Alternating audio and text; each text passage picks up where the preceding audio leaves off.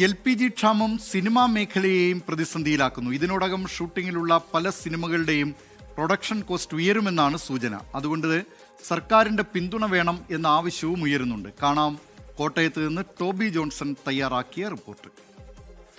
എല്ലാ മേഖലയും പോലെ സിനിമാ മേഖലയെയും LPG ക്ഷാമം ബാധിച്ചിട്ടുണ്ട്.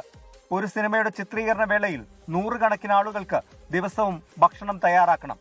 അതിനാവശ്യമായ പാചകവാതകം ലഭിക്കാതെ വന്നാൽ വലിയ പ്രതിസന്ധിയായി മാറും.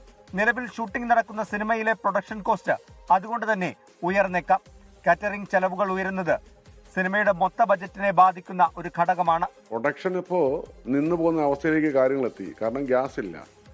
ഇപ്പോൾ പ്രൊഡക്ഷൻ എന്ന് പറയുമ്പോൾ നമുക്കറിയാം, അവിടെ നമുക്ക് ചായ അല്ലെങ്കിൽ നമ്മുടെ ആഹാരങ്ങൾ ഇതെല്ലാം നമ്മൾ 100, 150, 200 പേര് ശരാശരി ഉള്ള ഒരു എത്രയോ സെറ്റാണ് ഉള്ളത്, എത്രയോ ലൊക്കേഷൻസ് ഉണ്ട്.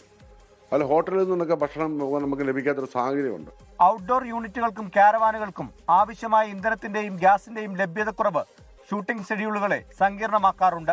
ദൂരസ്ഥലങ്ങളിൽ ഷൂട്ടിംഗ് നടക്കുമ്പോൾ താൽക്കാലിക അടുക്കളകൾ പ്രവർത്തിപ്പിക്കാറുണ്ട്. ഗ്യാസ് ലഭിക്കാതെ വന്നാൽ ഇതും വലിയ പ്രതിസന്ധിയാകും. അതുകൊണ്ട് തന്നെ ചിലവ് വെട്ടിച്ചുരുക്കുകയോ സർക്കാർ സഹായം ലഭിക്കുകയോ വേണം.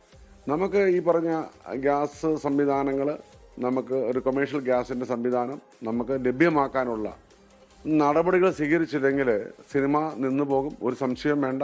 കോവിഡ് പ്രതിസന്ധി കഴിഞ്ഞ് സിനിമാ മേഖല തിരിച്ചു വന്നിട്ട് അധിക കാലമായിട്ടില്ല. LPG ക്ഷാമം തുടർന്നാൽ വരും ദിവസങ്ങളിൽ സിനിമാ പ്രൊഡക്ഷൻ കൂടുതൽ പ്രതിസന്ധിയിലാകും.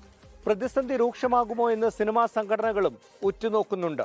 അങ്ങനെ വന്നാൽ ഷെഡ്യൂളുകൾ മാറ്റിവെക്കുന്നതിനെ കുറിച്ച് പോലും പ്രൊഡ്യൂസർമാർക്ക് ആലോചിക്കേണ്ടി വരും. കോട്ടയത്ത് നിന്ന് ടോബി ജോൺസൺ, 24. ലോകത്തെവിടെയായാലും ഏത് സമയത്തും 24 വാർത്തകളും ഓഗ്മെന്റഡ് റിയാലിറ്റി പാക്കേജുകളും എക്സ്പ്ലെയിനറുകളും വിശദമായി കാണാൻ ഞങ്ങളുടെ YouTube ചാനൽ നിങ്ങൾക്ക് സബ്സ്ക്രൈബ് ചെയ്യാം.